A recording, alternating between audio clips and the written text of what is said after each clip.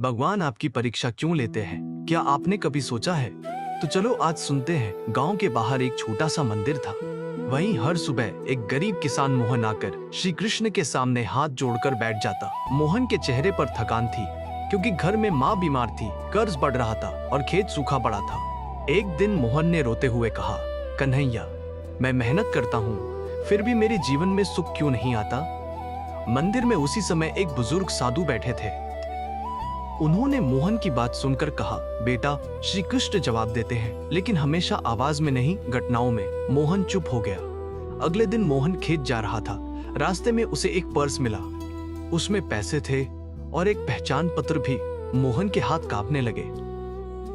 उसके मन ने कहा, ये पैसे रख ले, माँ की दवा आ जाएगी, कर्ज भी थोड़ा कम हो जाएगा। पर मोहन ने पर्स खोला, नाम देखा और सीधा गांव की उसी दुकान पर गया जहां वो आदमी काम करता था।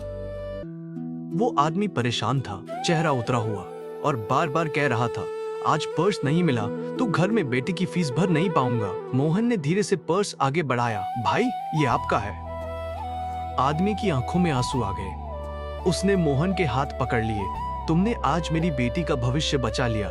उसने मोहन को इनाम में पैसे देने चाहे, पर मोहन ने सिर झुकाकर कहा, मुझे सिर्फ दुआ दे दो और ये वादा कर दो कि तुम भी किसी जरूरतमंद की मदद करोगे। मोहन मंदिर आया और पहली बार उसके चेहरे पर सुकून था। वहीं साधु मुस्कुरा कर बोले, देखा बेटा, श्री कृष्ण तुम्हें गरीबी नहीं दे रहे थे, तुम्हें चरित्र दे रहे थे।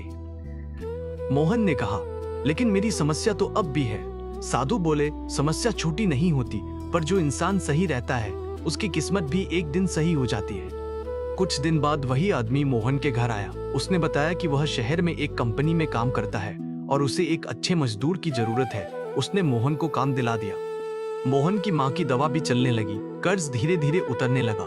मोहन मंदिर गया और श्री कृष्ण के चरणों में बैठकर बोला, कन्हैया, आज समझ आया, तुम देर नहीं करते, तुम मुझे तैयार करते हो।